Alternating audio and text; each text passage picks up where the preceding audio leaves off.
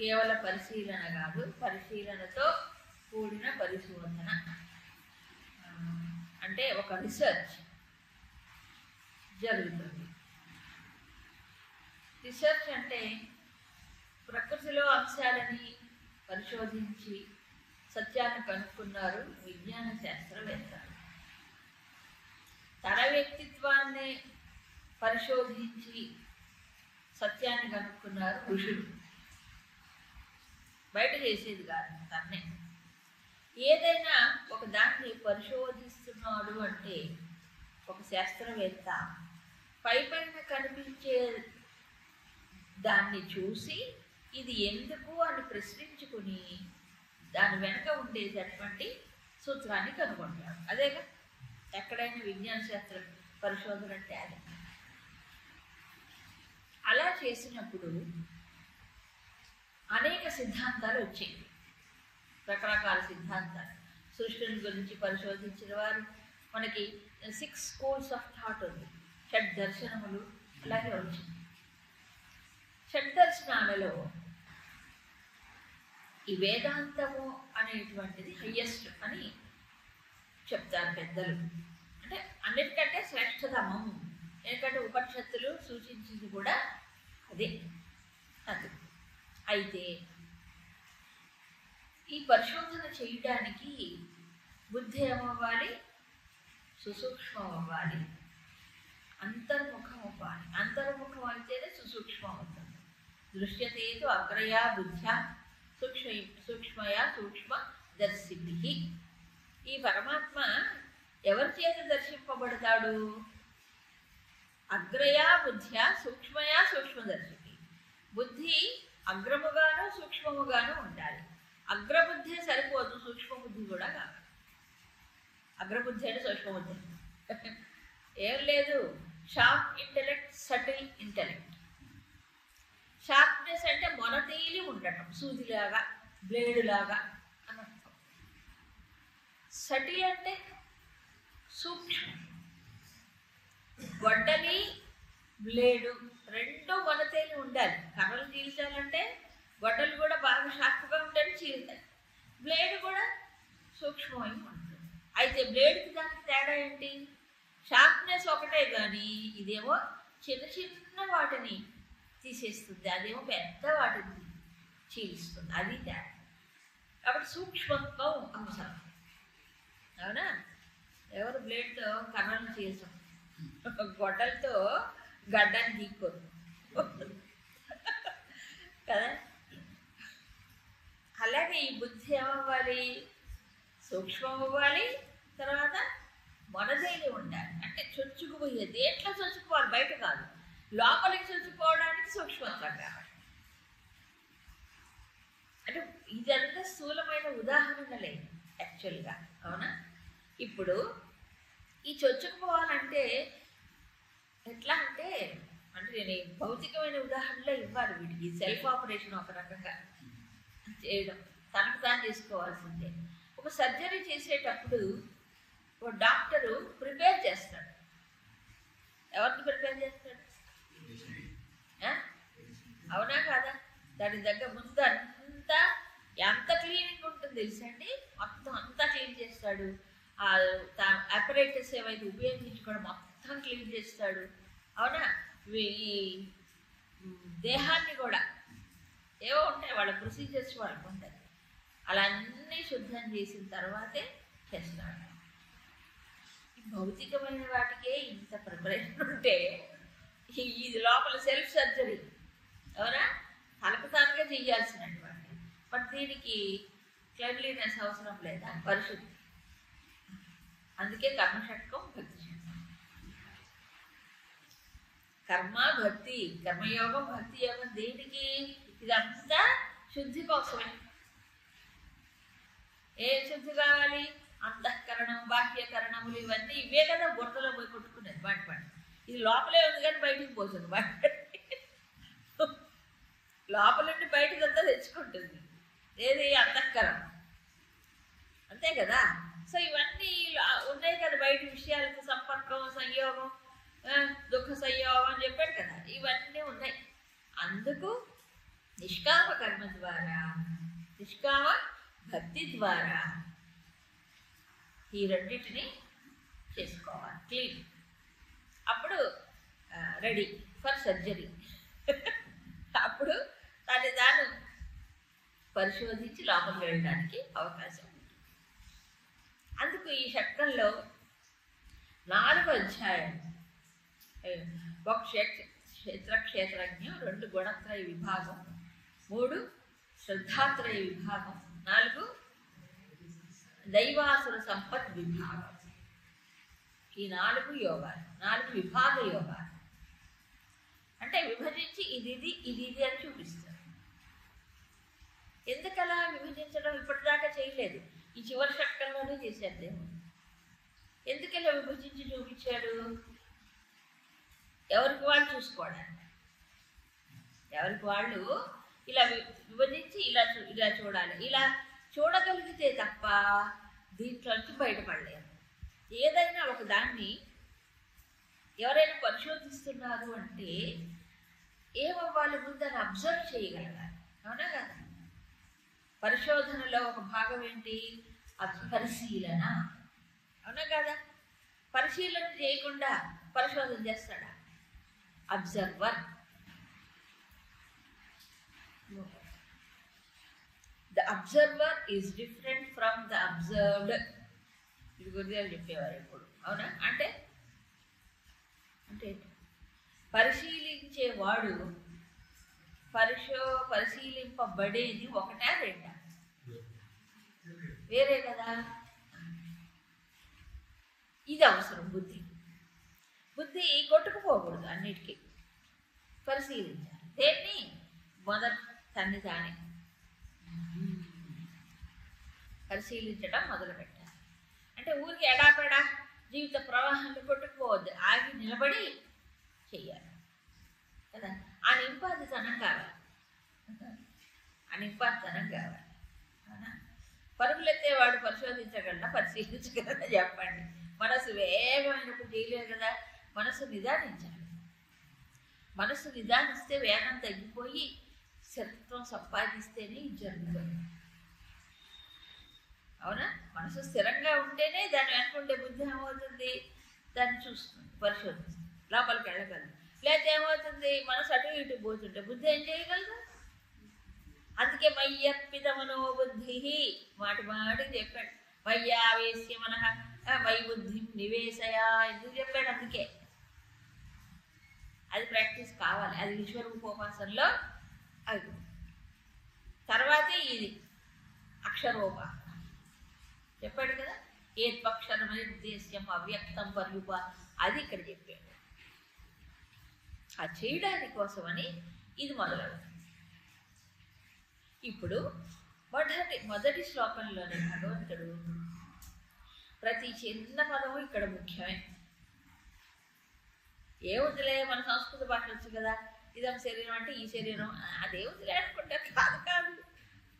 Purposefully అంటే ఒక ప్రయోజనం కోసం ఇక్కడ భగవంతుడు ఇదం శరీరం అని 2 పదాలు వాడాడు. ఇది అందరికీ ఇది శరీరం అంటే ఇదేనండి, ఇదే కనిపిస్తుందే శరీరం. శరీరం అని ఎందుకు అన్నాడు? అబ్బో ఈ సంస్కృత భాష ఎంత గొప్పదో చెప్పలేము. దాని శరీరం అని ఎందుకు పేరు పెట్టాడు? శీర్యతే. ఇది ఏమవుతుంది? అది క్షీణించిపోతుంది, క్షయాత్ జీర్ణమైపోతుంది కాబట్టి దాని శరీరం అన్నాడు. సో ఇది దాని స్థితే అంత, దాని తయారీ అంత. మరి దేహం ఎందుకన్నా? దహింపబడుతుంది కాబట్టి దేహం అంట. తెలుసు కదా మనందరినీ, దహింపబడుతుంది. చచ్చిపోయిన తర్వాతేనా? చచ్చిపోయిన తర్వాత ఒకేసారి. బతుకున్నప్పుడు అప్పుడు దహింపబడుతుంది. మనం 3-4 గంటలకు ఒకసారి వేయకపోతే ఏమవుతుంది? లోపల మంట. ఏం మంట? క్షుధాగ్ని, అది మంటే. ఇది కాకుండా ఇంకా మంటలు బోల్డ్ ఉన్నాయి. తాపత్రయాగ్నులు, తాపత్రయాలతో వేగిపోతున్నామండి అనరా? తాపత్రయాలు, అది మంట. కామాగ్ని, క్రోధాగ్ని, ఇవన్నీ అగ్నులే. ఇవన్నీ దీని ప్రభావం ఎక్కడ పడుతుంది? శరీరం పైనే కదా. ఇప్పుడు డాక్టర్ చెప్తారు సైకోసోమాటిక్ డిసీజెస్ అంటే ఏమిటి? ఈ కామక్రోధ లోపమోహ మదవాత్సర్యాలలో ఏదైనా సరే ఏం పుట్టిస్తుంది? లోపల అగ్ని పుట్టిస్తుందట.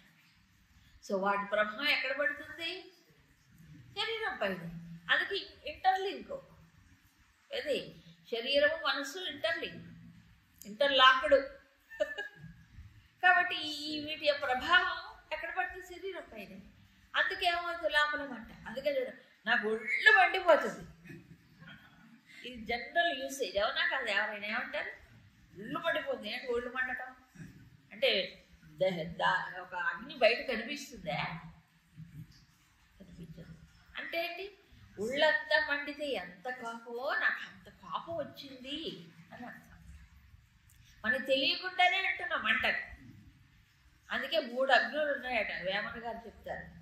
కడుపు చిచ్చు చేత కామానలము చేత క్రోధవహ్ని చేత కుటిలపడక ఒక్క మనసునున్న ఉత్తిరా విశ్వదాభిరామ వినరవేమ. మంచి పాటలు చెప్పేశాడు. కడుపు చిచ్చు అంటే ఇక ఆకలి, కామానల కామ కోరిక అని అగ్ని, క్రోధ వహ్ని కోపం అదే మంటే, కుటిల పడక వీటి 3టికి మనసు చెదరగొట్టుకోకుండా ఎవరైతే ఉంటాడో ఒక్క మనసుతోన అంటే స్థిరమైన చిత్తంతో ముక్తి అదే అంటాడు. చిన్న మాటలు చెప్పేశాడు. సో దేహం అంటే చచ్చిపోయిన తర్వాతే ఇంకోళ్ళు తగిలేస్తారు. బతుకున్నప్పుడు కూడా ఎవరికి వాడు తగలబెట్టుకుంటున్నారు లోపల. ఏమిటంటే ఇగో ఈ వీటి చేత ఎమోషన్స్, అవునా కాదు? అందుకే నువ్వు ఎక్కువ ఏడ్చినప్పుడు కూడా వేడి వచ్చేస్తుంది. దుఃఖం కూడా. అందుకని చూడండి, బాగా దుఃఖం అయినప్పుడు వేడిగా వస్తాయి నీళ్ళు, అవునా? అంటే లోపల వేడి పుడుతుంది. సంతోషంగా ఉన్నప్పుడు భగవత్స్వరంలో వచ్చే కన్నీళ్ళు చల్లగా ఉంటాయి. అది తేడా. సో ఇదంతా వేడి పుట్టిస్తుంది లోపల. ఏదైనా అంతే.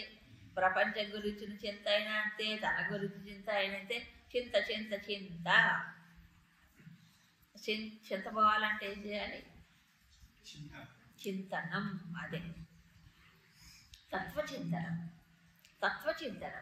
ఈశ్వర చింతనం, భగవత్ చింతనం. అది చేయాలి. ఇక్కడ తత్వచింతన చేయాలి. ఇక్కడ తత్వాన్ని చెప్పి ఏమని? ఇదం శరీరం క్షేత్రమిది అభిధీయతే. సో ఇప్పుడు శరీరం అంటే ఏంటి? దహించబడేది, క్షయం అయ్యేటువంటిది.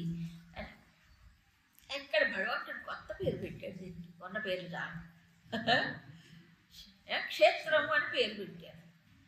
క్షేత్రం అనే పేరు ఎందుకు పెట్టాడండి అంటే దానికి ఒక కారణం చెప్పారు శంకరుడు భాష్యంలో. క్షేత్రవత్, ఒక క్షేత్రం అంటే పొలంలో బీజములు నాటి ఫలమును పొందినట్లుగా ఈ శరీరం అనేటువంటి దాంట్లో జీవుడు ఏం చేస్తున్నాడు? కర్మఫలములను పొందుతున్నాడు ఈ క్షేత్రంలోని. అంతే కదా? అసలు ఇలా ఎలా నిర్మితమైంది? కర్మతో నిర్మితమైంది దేహం. ఏ కర్మ? ప్రారంభం. అవును, ప్రారంభ సూత్ర గ్రహితం శరీరం. సో ప్రారంభం అనేటువంటి కర్మను అనుభవించడానికి వచ్చింది ఇది. ఆయతనం. అంతే కదా? ఎప్పుడు నాటే బీజాలు ఎప్పుడో నాటుంటాం కర్మలు. ఆ ఫలాన్ని అనుభవించడానికి వచ్చింది. సో ఇప్పుడు ఇది క్షేత్రం అవునా కదా చెప్పండి? సో పాత ప్రారంభ కర్మ ఫలితాలు అనుభవిస్తున్నాడు, కొత్తగా బీజాలు నాటుకుంటున్నాడు. నాటుకోకుండా ఉండమనే చెప్పారు. కర్మయోగము భక్తి యోగం దేనికి? మళ్ళీ కొత్త బీజాలు నాటుకోకుండా పాతవి ఖర్చు చేసుకో. అందుకు ఈ 2 కర్మ భక్తి. అంతే కదా?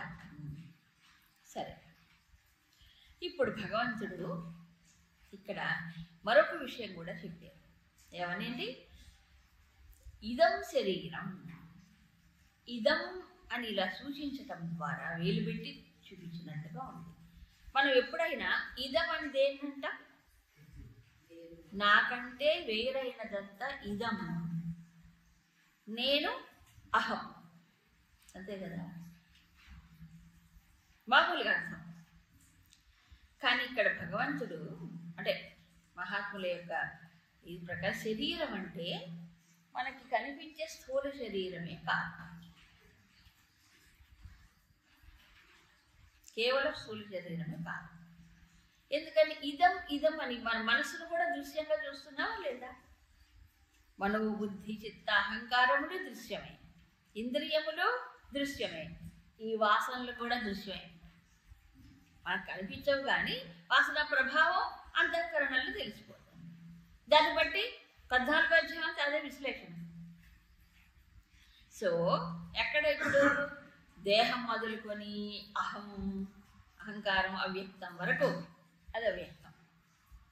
ఇదంతా దృశ్యమే. ఇదం ఇదం ఇదం దృశ్యమేగా.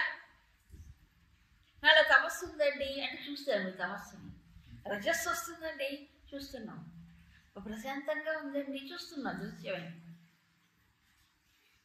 అవునా? అహంకారం అది కూడా దృశ్యమే. సో ఇలా ఇదం శరీరం అంటే ఇప్పుడు ఏమైంది? ఇప్పుడు 3 in 1 అంటే స్థూల సూక్ష్మ కారణములు కూడా వస్తాయి. వేరు చేయలేం కదా, అది నీ 3 ఒక దాంట్లోనే ఉన్నాయి. ఒకదానికంటే 1 సూక్ష్మం పనిచేస్తుంది కలిసే. సో కారణ శరీరం ఎందుకన్నాడు? కారణ శరీరం వల్ల ఏమైంది? సూక్ష్మం, దానివల్ల స్థూలం వచ్చింది. మనమే ఆడపించుకున్నాం ఏది? శరీరాన్ని. దేని ద్వారా? కర్మల ద్వారా. ఇచ్చిన తర్వాత ఇప్పుడు ఏం చేయలేం, ఇలా ఉండాల్సిందే, ఇలా నడపాల్సిందే కదా. సో ఇదం అనే ఒక్క మాట ద్వారా, ఇదం ఒకటే మాట, ఇదంతా దృశ్యమే. ఏ దృశ్యం? స్థూల శరీరం, సూక్ష్మ శరీరం, కారణ శరీరం, ఇదంతా దృశ్యమే కదా. ఇదంతా ఏం ప్రకృతి? అపరా ప్రకృతి. అపరా ప్రకృతి అని చెప్పాడు కదా. ఏం చెప్పాడు? 7వ అధ్యాయంలో అపరా భూమిరాపో నలో వాయువు ఖమ్మనో బుద్ధిరేవచ అహంకారం ఇతీయమే భిన్నా ప్రకృతి రష్ట 8గా చెప్పాడు అక్కడ. ఇదంతా అపరా ప్రకృతి.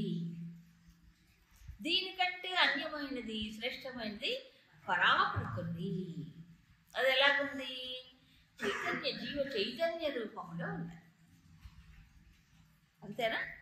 జీవభూత మహాబాహుయే దంతార్యతే జగత్ కదా. అంటే జీవుడుగా జీవ చైతన్య రూపంలో ఉంది. ఇప్పుడు 7వ అధ్యాయంలో పరా అపరా 2 కలిస్తే ఈ మొత్తం ప్రపంచం సంసారం అని చెప్పాడా? ఇప్పుడు ఇది క్షేత్రజ్ఞ సంయోగం. అవునా? ఆ క్షేత్రజ్ఞుడు ఎవరు ఇప్పుడు? పరానా అపరానా? పరా. క్షేత్ర అపరా, ఈ 2 కలిస్తే జగన్నాటకం. అవునా? మరి మనకి ఉపనిషత్తులు ఎప్పుడు కూడా ఏకమేవ అద్వితీయం బ్రహ్మ అని అంటారు. అవునా కదా? నేహ నానాస్తి కించన అంటే ఆ జ్ఞానత్వము కించిత్ కూడా లేదు. మొత్తం పరతరం నాణ్యత కించిదస్తుంది అని కూడా చెప్పాడు. నాకంటే అన్యమైంది మరొకటి శ్రేష్టమైంది లేదు అన్నట్టు. సో అన్ని శాస్త్రాలు అదే ఘంటాపదంగా చెప్తున్నాయి. మరి ఇక్కడేంటి? ఇదం శరీరం, క్షేత్రం, తర్వాత దీన్ని తెలుసుకునేవాడు క్షేత్రజ్ఞుడు. సో అందుకని తర్వాత శ్లోకంలో వెంటనే క్లారిఫై చేశాడు. దీన్ని తెలుసుకున్నవాడు ఎవడు? వెంటనే నేను అన్నాడు. ఎవరు? పరమాత్మ. సో అందుకని పరమాత్మ అనేటప్పటికి మళ్ళీ ఇప్పుడు జీవుడు అని మనం అపార్థం చేసుకుంటామని చెప్పి సర్వక్షేత్రేషు క్షేత్రజ్ఞం మాంబి. సో అన్ని క్షేత్రాల్లో ఉండేటువంటి క్షేత్రజ్ఞుడిని నేను. ఎందుకంటే జీవుడు అని మనం అంటే ఒక్కొక్క శరీరంలో ఓ జీవుడు ఉంటాడు. అవునా? జీవుడు అనేక మంది, కానీ ఇక్కడ సర్వక్షేత్రాలు నేను క్షేత్రజ్ఞుడు ఉంటున్నాడుగా. ఒకడేగా మన క్షేత్రజ్ఞుడు అన్నిట్లోనూ. మరి జీవుడు ఎట్లా అవుతాడు? మరి ఏమవ్వాలప్పుడు? పరమాత్మే. ఎందుకంటే ఈ అహంకారం అనే జీవుడు కూడా దృశ్యమే కదా. అహంకారం దృశ్యం కాదా? అహంకారం నేను నేను అనేది ఒక దృశ్యమేగా. నేను చూస్తున్నానుగా, నేను అనే భావం లేవటం పడటం చూస్తున్నాను. ఇది కూడా దృశ్యమే. అయితే ఇది అపర, అది పర. ఓకే, ఇక్కడ భగవంతుడు ఏమన్నాడు? క్షేత్రజ్ఞుణ్ణి నేను అన్నాడు. క్షేత్రజ్ఞుణ్ణి నేను. సరే, ఇప్పుడు క్షేత్రజ్ఞుడు ఏం చెయ్యాలి? ఈ క్షేత్రాన్ని తెలుసుకుంటున్నాడు. దీనికి శంకరులు ఏం చెప్తారంటే, ఈ తెలుసుకోవడం అనే విషయాన్ని ఆపాదతల మస్తకం స్వాభావికేన ఔపదేశికేన వా వేదనేన విషయీకరోతి విభాగశః. ఇక్కడి నుంచి మొదలవుతుంది పరిశోధన. ఆపాదతల మస్తకం తెలుసు అంటే శిరస్సు నుంచి పాదం వరకు ఉన్నటువంటి దీని లోపల ఉండే సెటప్ కూడా. లోపల అంటే ఏంటి? అంతఃకరణము, బాహ్యకరణము, ఇవన్నీ కూడా స్వభావ సిద్ధంగా వచ్చినటువంటి జ్ఞానం వల్ల కానీ, ఉపదేశం, శాస్త్రాన్ని అధ్యయనం, గురు ఉపదేశం వల్ల కానీ వచ్చిన జ్ఞానం చేత విషయీకరోతి అంటే ఏంటి? ఒక విషయంగా చూడటం. ఎలాగైతే శబ్దస్పర్శ రూపరసగంధాలనే వాటిని విషయాలుగా చూస్తున్నాడో, దీన్ని కూడా విషయంగానే చూడటం.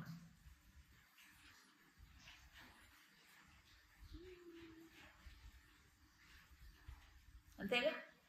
ఇప్పుడు శబ్దస్పర్శ రూపరసగంధాలు బయట ఉన్నాయా? వాటిని చూస్తున్నావా? వాటిని ఏమన్నా విషయాలు అంటున్నాం. ఇప్పుడు ఇక్కడ ఏం చెప్తున్నారు? ఈ శిరస్సు నుంచి పాదాల వరకు ఉండే దేహము కానీ, దేహంలో పనిచేసేటువంటి ఇంద్రియములు కానీ, అంతఃకరణము కానీ, ఆ పైన ఉన్న కూడా వీటిని విషయముగా చూడటం. ఇది పరిశోధన. ఇందాక చెప్పను, the observed is different from the observer. ఇప్పుడు ఎప్పుడైతే దేహాన్ని విషయంగా చూశాడో, ఇంద్రియాలని విషయంగా చూశాడో, అంతఃకరణాన్ని విషయంగా చూశాడో, ఏమవుతున్నాడు అప్పుడు? అదృశ్యం, తాను ద్రష్ట, దృక్కు. అంటే ఇక్కడి నుంచి ఏమైంది? ఇప్పుడు వేరే చేయటం మొదలైంది. అందుకే భగవంతుడు సర్వక్షేత్రముల్లో ఉండే క్షేత్రజ్ఞుడిని నేను అన్నాడు. ఇప్పుడు తాను క్షేత్రజ్ఞుడు అవ్వాలంటే వీడేమవ్వాలి? ఆ పరమాత్మే కదా అక్కడ క్షేత్రజ్ఞుడు. పరమాత్మతో తాదాత్మ్యం చెందితేనే ఏమవుతున్నాడు? దీని నుంచి బయటపడతాడు. క్షేత్రం ఇప్పుడు ఏమైంది? క్షేత్రమే తాను అయిపోయాడు. అవలా? క్షేత్రం అంటే శరీరం, మనోబుద్ధి, ఇంద్రియాలు తాను అయిపోయాడు. ఇప్పుడు నేనంటే ఏమంటారు? ఎవరైనా నేను శరీరం అని అంటారా? మీ పేరేంటండి? నా పేరు గళావతమ్మ అంటే ఎవరు పెట్టారు ఈ పేరు? ఈ పేరు ఎవరికి సంబంధించి? దీనిది. అవునా కదా? మన మన వ్యవహారం అంతా దేనితో ఉంది? ఇప్పుడు నామరూపాలే. దీంట్లోకి మొదలైంది. ఇది నేను. దీనికి ఒక పేరు, దీనికి ఒక ఐడెంటిటీ ఉందా లేదా? దీని లోపల ఏమున్నాయి? మనస్సు, నా మనస్సు, నా బుద్ధి, నా ఇంద్రియములు, ఇవన్నీ ఏమవుతున్నాయి? అవే నేనైపోయాను అవన్నీ. అవునా కదా? ఈ తాదాత్మ్యం వల్లనే కూరుకుపోతున్నాడు. ఏది? సంసారంలో జన్మలు కూరుకుపోతున్నాడు. ఇప్పుడు ఈ తాదాత్మ్యం నుంచి విడిపడాలంటే ఏం చేయాలి? దాన్ని విషయంగా చూడాలి. బయట విషయాలను చూసినట్టు దీన్ని కూడా విషయంగా చూడాలి. వేరుగా, దృశ్యంగా. విషయీకరోతి విభాగ. దేనికి దానికే చూడాలమన్నాడు. దేనికి దానికంటే శరీరం దృశ్యమని, మనసు దృశ్యమని, బుద్ధి దృశ్యం. ఆత్మబోధలో చెప్పిందంతా ఇదే. ఆత్మబోధలో శంకరాచార్యులు ఒక్కొక్క శరీరాన్ని మళ్ళీ పరిశీలిపై ఈ దృశ్యం 3-4 సార్లు ధ్యాన శ్లోకాల్లో చెప్తారు ఆత్మబోధలో. వివేక చూడమన్నా అదే విషయం. మరి వేదాంతం అంటే అక్కడికి పోవాల్సిందే. వేదాంతం అంటే ఏంటి? అది పిహెచ్డి స్టూడెంట్స్ చేసేది. పిహెచ్డి అంటే పరిశీలన దృష్టి, పరిశోధన దృక్పథం కలిగిన వాడు. ఇప్పుడు ఏమవుతున్నాడు? తన్ని తాను వేరు చేసుకుంటున్నాడు. దేంట్లో? అపరా ప్రకృతితో తాదాత్మ్యం చెందిన వాడు ఏమవ్వాలి? ఇప్పుడు అపరా ప్రకృతిని దృశ్యంగా చూడటం మొదలు పెడితే అప్పుడు పరాప్రకృతితో అనుసంధానం చెయ్యొచ్చు. పరా అంటే ఎవరు? పరమాత్మే. పరమాత్మతో అనుసంధానం చేయాలంటే ఏమవ్వాలి? ముందు దీన్ని విషయముగా దృశ్యముగా చూడాలి. అన్నీ తన మనస్సును కూడా దృశ్యంగా చూడాలి. ఇప్పుడు మా సాధారణంగా జరుగుతుంది, మనసుతో కొట్టుకుపోవట్లే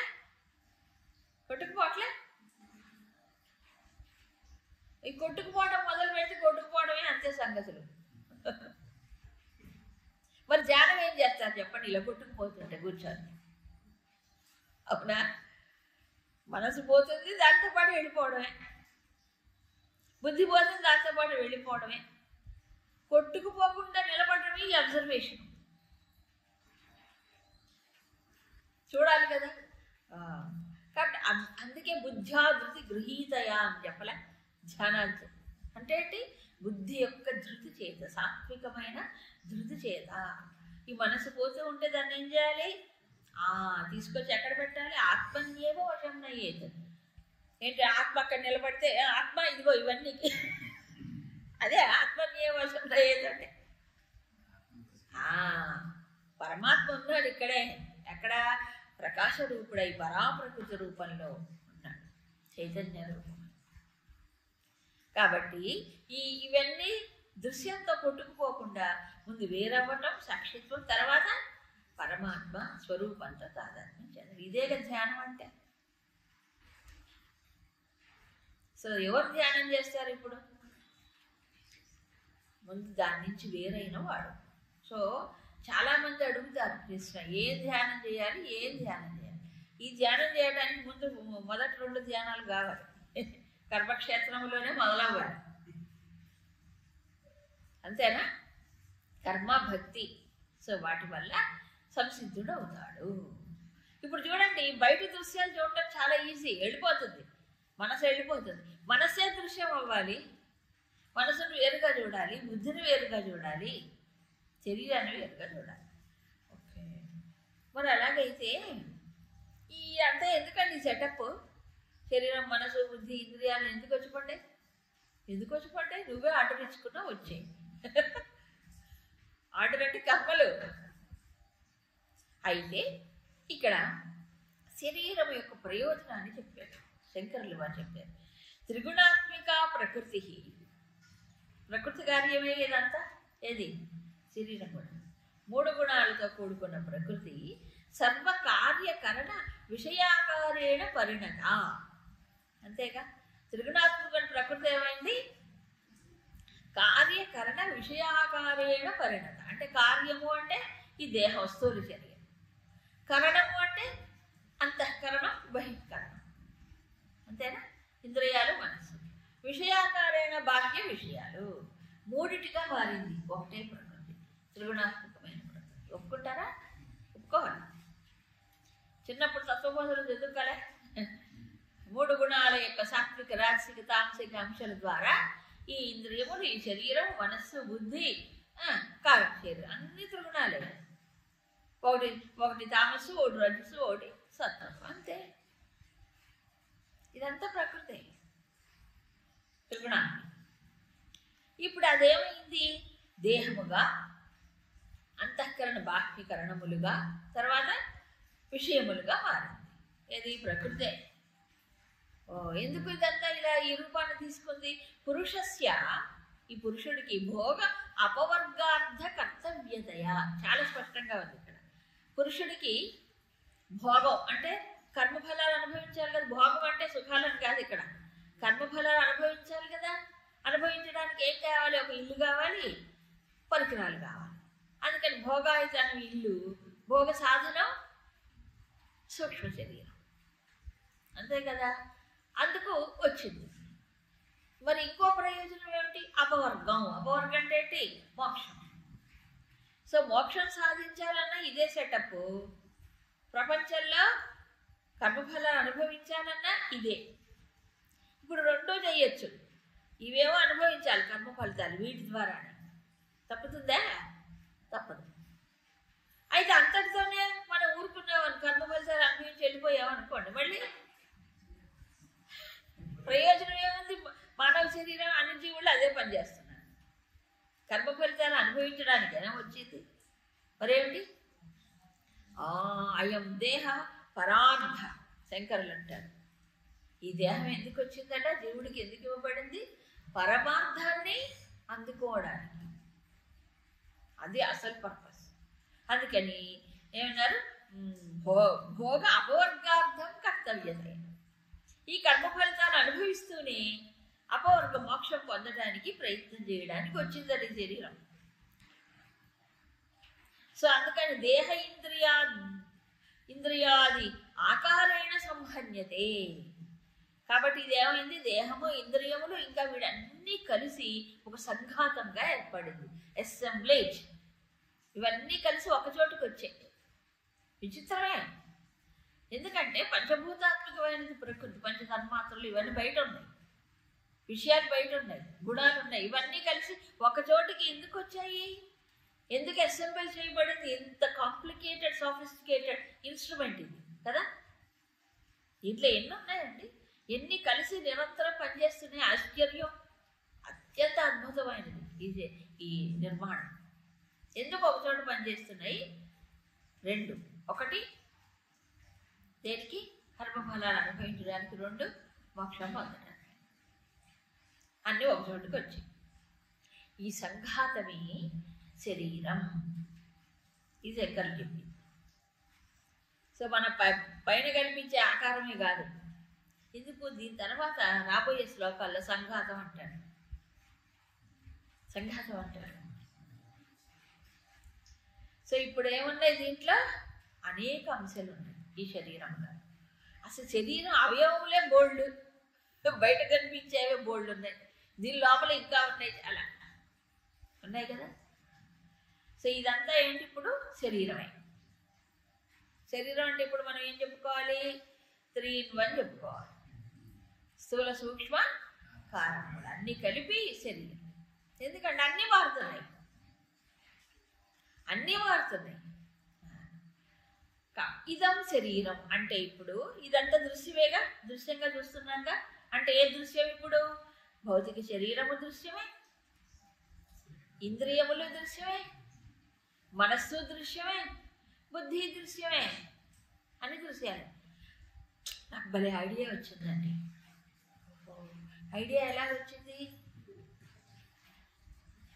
నేను చూశానండి. చూడటం ఎక్కడ చూసాను, కళ్ళతోనా, బుద్ధితో చూశాను. ఈ ఐడియా వచ్చిందని తెలుసు కదా, అదృశ్యమే.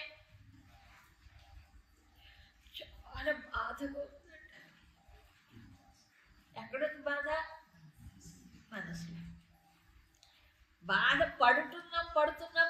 పడుతున్నాం అంటే బాధ నేనై బాధపడుతున్నా. చిత్రం అదే, అది నేనైపోయి బాధపడుతున్నా. బాధ పడకుండా ఉండాలంటే ఏం చేయాలి, పైకి అంటే ఏం చేయాలి, ఆ బాధను కూడా దృశ్యంగా చూడాలి. అప్పుడు పడడు, లేస్తాడు. ఇది అబ్జర్వేషన్. కొట్టుకుపోకూడదు. అందుకే గురుదేవులు ఒక మాట చెప్పేవారు, ignore the thought, ignoring the thought. Ignoring అంటే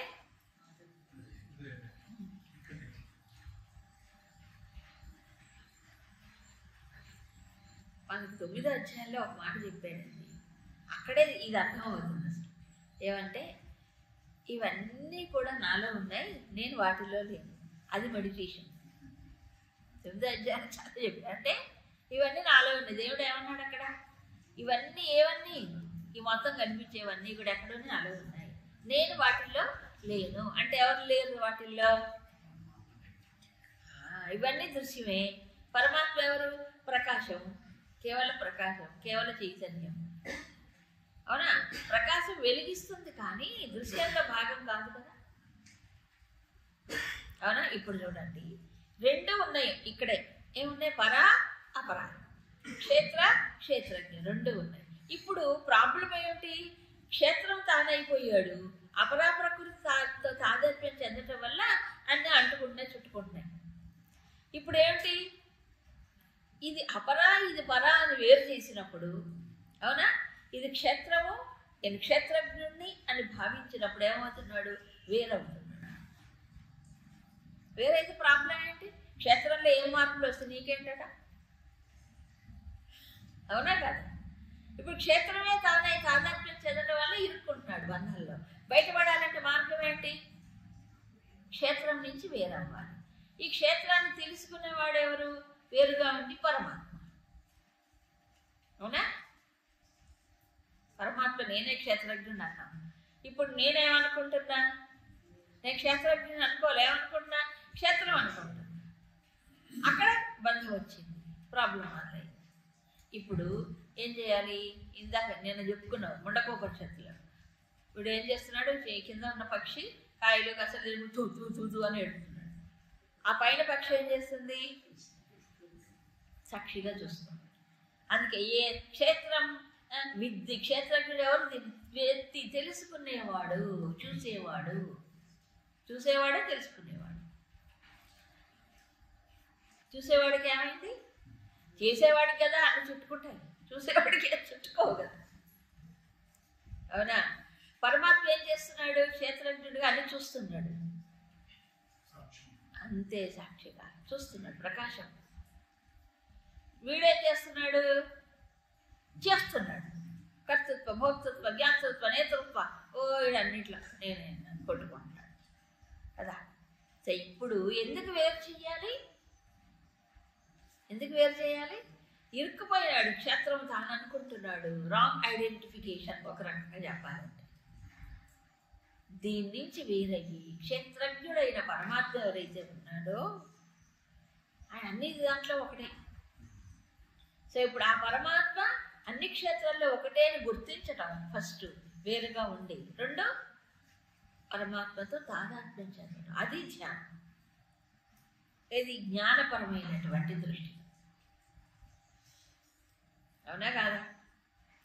మిగతా ధ్యానాలన్నీ కూడా దీనికి ప్రిపరేషన్. ఈ ఒక్క ధ్యానం ద్వారానే బయటపడుతున్నాడు. ఏ ధ్యానం? క్షేత్రము క్షేత్రజ్ఞుడు, క్షేత్రజ్ఞుడు పరమాత్మ. పరమాత్మతో తాదాత్మ్యం చెందాలి. చెందాలంటే వీటి నుంచి వేరవ్వాలి. ఆ వేరవ్వటం సాక్షిత్వం. సాక్షిత్వం తర్వాత పరమాత్మతో తాదాత్మ్యం అని చెప్పారు. అందుకే పర్టికులర్గా ఇక్కడ అన్ని క్షేత్రాల్లో క్షేత్రజ్ఞుడు నేను అన్నాడు.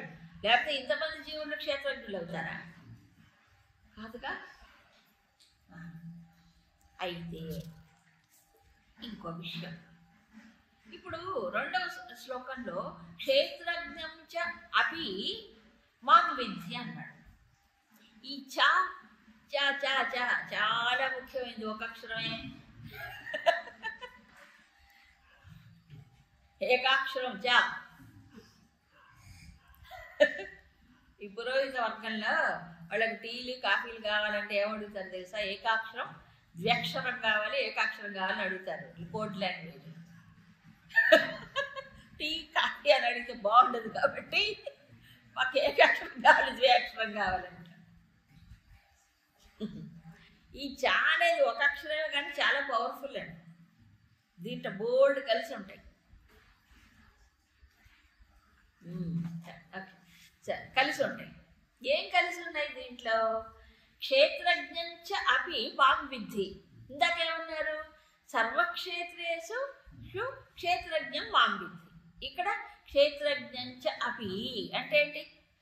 అన్ని క్షేత్రాల్లో ఉండే క్షేత్రజ్ఞుడిని నేను, క్షేత్రజ్ఞుడిని కూడా.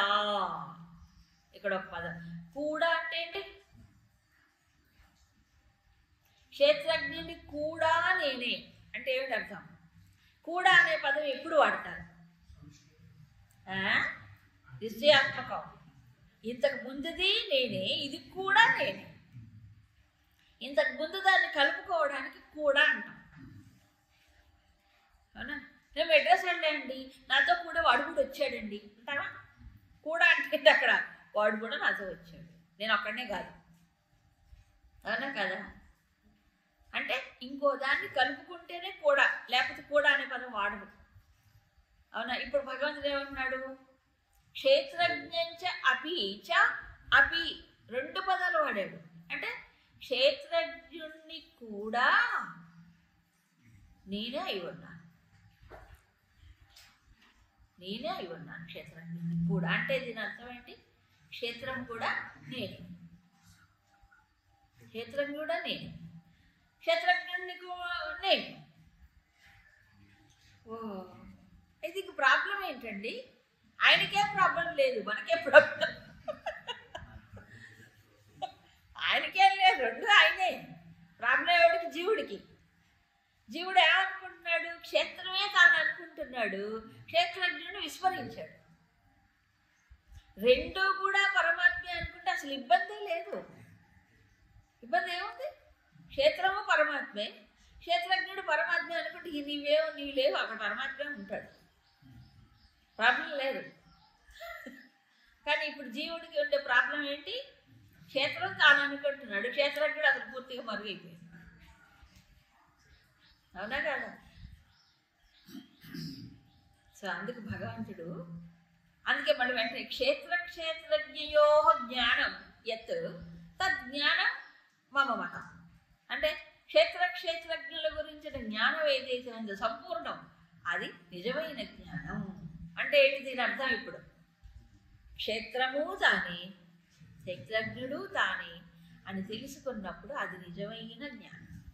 అప్పుడు ఏకమే ఉంటుంది, అది ఏకమే ఉంటుంది.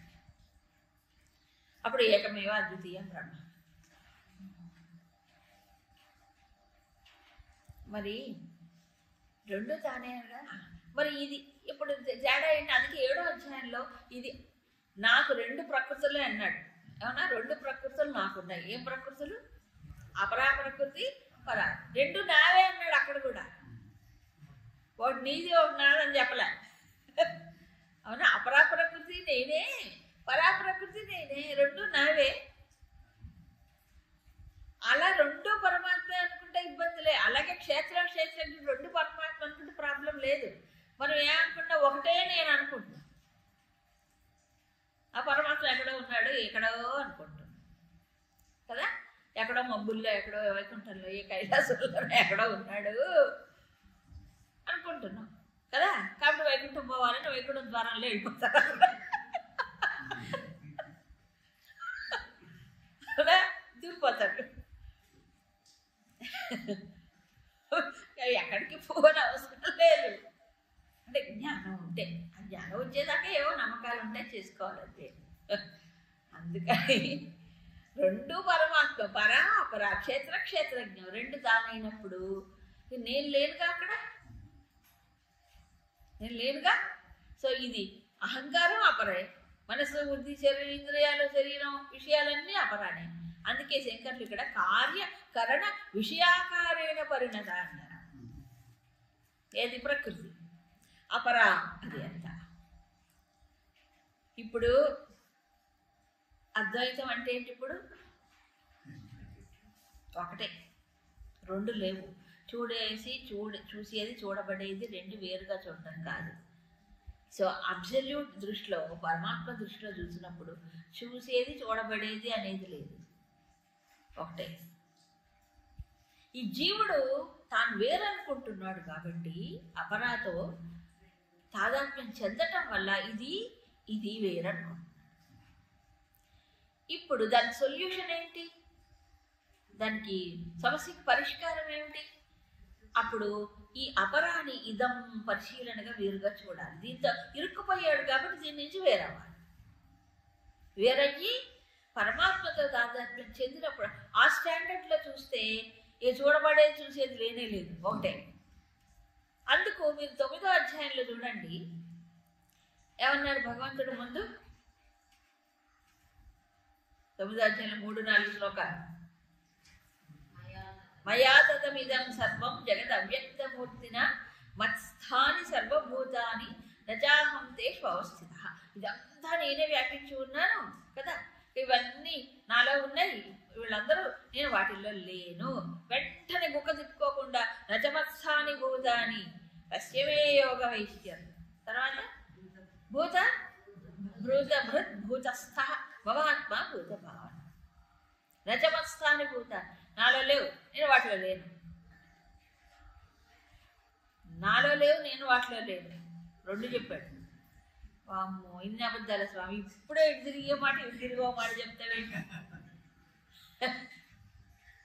అవును, భౌతిక ప్రపంచ దృష్ట్యా జీవుడి దృష్ట్యా ఒక మాట చెప్పాడు, పరమాత్మ స్టాండ్లోంచి ఒక మాట చెప్పాడు, అంతే, రెండు కరెక్టే. సో ఇప్పుడు ఆ స్టాండ్ పాయింట్ ఆఫ్ వ్యూ ఏది, పరమాత్మ దృష్టిలో స్టాండ్ పాయింట్లో చూస్తే ఒకటే, తాను ఒక్కడే ఉన్నాడు, అపరాపరకృతానే పరాపరకృతానే, రెండో దాని. అయితే అది అర్థం కావాలంటే ఏమవ్వాలి, వీడు ఈ అపరాపరకృతిలో కూర్చుంటే అవడు, అర్థం కాదు. మరి ఏమవ్వాలి, ఇప్పుడు దీని నుంచి వేరు కావాలి. వేరు కావాలంటే ఇదం ఇదం దృశ్యంగా చూడాలి. వేరైన తర్వాత ఊరుకోకూడదు, మళ్ళీ ఏమవ్వాలి, ఏదైతే క్షేత్రజ్ఞుడుగా తెలుసుకుంటున్నాడో అదే తానవ్వాలి. పరమాత్మేగా క్షేత్రజ్ఞుడు. ఆ పరమాత్మ దృష్టిలో అయినప్పుడు ఏమవుతాడు, ఇక ఈ దృశ్యం అనేది వేరుగా కనిపించదు. అదే సర్వం బ్రహ్మమే అనే జ్ఞానం. అవునా, సర్వం బ్రహ్మమయం అంటే ఏంటి, ఆ జ్ఞానం. ఏది, చివరి నుంచి దాము వరకు, సముద్రం నుంచి కొండలు గుట్టలు సర్వము కూడా అప్పుడు ఒకటే, అప్పుడు ఒకటే. ఆ జ్ఞానం వచ్చిన తర్వాత ఒకటే, అప్పుడు ఇక చూడబడేది చూసేది లేదు. అందుకే ఉపనిషత్తుల్లో కూడా అభేద దర్శనం జ్ఞానం అన్నాడు. అభేదం అంటే ఏ భేదం లేదు అని, దృశ్య ద్రష్ట అనే భేదం కూడా లేదు. ఈ విషయాన్ని అన్ని ఉపనిషత్తుల్లో దాదాపు చెప్పారు.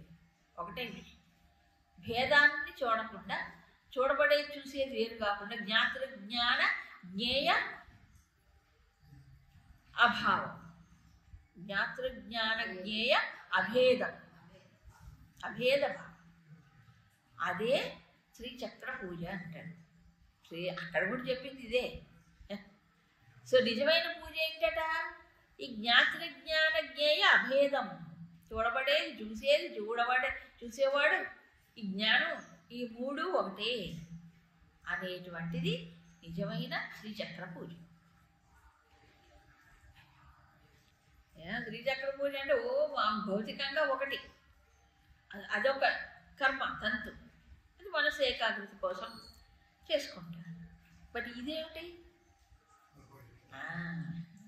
కాబట్టి జగత్తు రూపంలో, జీవుడు రూపంలో, జగత్తుకి జీవుడికి అధిష్టానంగా ఉన్నది ఒకటే పరమాత్మ చెప్తూనే ఉన్నాడు. ఆ విషయం 11వ అధ్యాయంలో కూడా చెప్పాడు, చెప్పలే. ఈ మొత్తం ప్రపంచానికి, ప్రపంచం అంతా ఒక అంశగా నాడు. మరి జీవుడు ఎక్కడున్నాడు, వేరు. మొత్తానికి అధిష్టానం ఒకటే. అధిష్టాన దృష్టి వల్ల ఏమవుతుంది, అజ్ఞానం పోతుంది. అధిష్టానం చూడట్లేదు కదా, పైపైన నామరూపాత్మకమైనవే చూస్తున్నాడు, మారిపోయేవే చూస్తున్నాడు. అందుకని ఏమైంది, ఇప్పుడు అజ్ఞానం వల్ల అహంకారం అంకురించి ఇక వీటిలో పట్టుకుపోతున్నాడు. సో దీనికి మందు ఏంటంటే ఒకటే, ఏమందు, అభేదం. అభేదం ఊరికే రాదు, ముందు భేదం తర్వాత అభేదం, ముందు భేదం తర్వాత అభేదం. అందుకే సామధాన భేద దండోపాయాలు అంటారే, ఇక్కడ మాత్రం భేదోపాయమే. భేదోపాయం అంటే ముందు క్షేత్రం నుంచి వేరవ్వాలి, అవునా కాదు, ఇది భేదోపాయం. దాని నుంచి వేరవ్వటం, తర్వాత ఏం చేయాలి, అభేదం. పరమాత్మ కంటే తాను భిన్నము కాదు, అది అభేదం. ఆ స్థితిలో ఇక అన్నీ ఒకటి. ఇక ఈ తర్వాత ఇక్కడి నుంచి ఎనాలిసిస్, మళ్ళీ ఇంకో దృష్టి. తత్క్షేత్రం యచ్చ యాదృచ్ఛ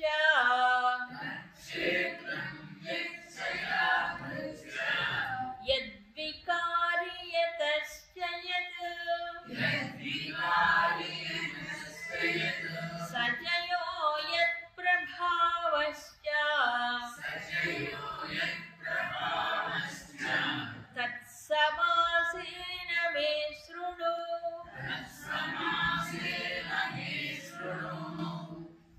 ఇక్కడ తత్ క్షేత్రం యత్ యాదృకు యద్వికారి యతః యత్, ఇన్ని పరిస్థితులు. ఈ క్షేత్రం అంటే ఏమిటి, అది ఎలాగుంటుంది, దాంట్లో మార్పులు ఏమిటి, అది ఎక్కడి నుంచి వచ్చింది కదా, దాని స్వరూపం ఏమిటి. తర్వాత యత్ ప్రభావ, తన ప్రభావం ఏది, సహ ఆయన యొక్క క్షేత్రజ్ఞుడి యొక్క ప్రభావం ఏమిటి కదా. తత్ సమాసేన మే శృణు, ఇది నేను సంక్షిప్తంగా చెప్తాను, నువ్వు తెలుసుకో అన్నాడు. ఏమి చెప్తాట ఆయన? క్షేత్రము అంటే ఏమిటి ఇంకా వివరంగా చెప్పలేదుగా, ఇదం శరీరం అని ఒక మాటలో చెప్పాడు. ఇప్పుడు క్షేత్రం అంటే ఏంటి, దాని స్వరూపం ఏమిటి, దాంట్లో మార్పులు ఏమిటి చెప్పాడు కదా, ఎక్కడి నుంచి వచ్చింది ఎలాగా అని. తర్వాత క్షేత్రజ్ఞుడు కూడా ఉండాలిగా. క్షేత్రజ్ఞుడు అంటే ఎవరు, ఆయన ప్రభావం ఏమిటి అనే విషయాన్ని ఈ మొత్తం కూడా సంక్షిప్తంగా చెప్తాను వినేందుకు. ఇందాక శ్లోకంలో క్షేత్రజ్ఞుల గురించిన పరిపూర్ణ జ్ఞానం ఉంటే అదే నిజమైన జ్ఞానం అన్నాడు. చెప్పాడా? మరి ఎవరు చెప్పాలి? ఈయన చెప్పాలి, భగవంతుడు చెప్పాలి. కాబట్టి చెప్తాను ఆయన విను. క్షేత్రజ్ఞుడి గురించి చెప్తాను, క్షేత్రం గురించి చెప్తాను. అయితే క్షేత్రం విషయం దగ్గరికి వచ్చేటప్పటికి యద్వికారి అన్నాడు. వికారి అంటే మార్పులేమిటి, అది ఎక్కడి నుంచి వచ్చింది, దాని యొక్క స్వభావం ఏమిటి అన్నాడు. తర్వాత వాడు క్షేత్రజ్ఞుడు ఎవరు, ఆయన యొక్క ప్రభావం ఏమిటి, ప్రభావం చెప్పారు క్షేత్రజ్ఞుడికి. ఇక్కడ దీని యొక్క వికారం లేదు, తేడా లేదు. క్షేత్రజ్ఞుడికి ప్రభావం ఉంటుంది, క్షేత్రానికి వికారాలు ఉంటాయి, మార్పులు ఉంటాయి. ఎందుకని? కార్య కరణ విషయ రూపంలో ప్రకృతే కదా మారింది. కాబట్టి ప్రకృతిలో ఏముంటాయి, మార్పులు ఉంటాయి కదా, అన్ని మార్పులు ఉంటాయి. దాన్ని ఎలా ఉంటుంది, దాని స్వభావం ఏంటి, దాంట్లో మార్పులు ఏంటి, ఎక్కడి నుంచి వచ్చింది. సో ఈ రెండింటి గురించిన జ్ఞానాన్ని నేను ఇస్తాను, నువ్వు విను. అది కూడా సమాసేన అంటే మళ్ళీ వివరించి చెప్పలేను, ఆయన సంక్షిప్తంగా నీకు చెప్తాను. మళ్ళీ భయపడతాడేమో, మళ్ళీ ఎత్తు చెప్తాడు అయిన అవసరం లేదు. ఎందుకంటే ఇంతకుముందు 9-12 అధ్యాయాలు అయిపోయి ఆల్మోస్ట్. కాబట్టి సంక్షిప్తంగా చెప్తే చాలా అందుకుంటాడు ఇప్పుడు.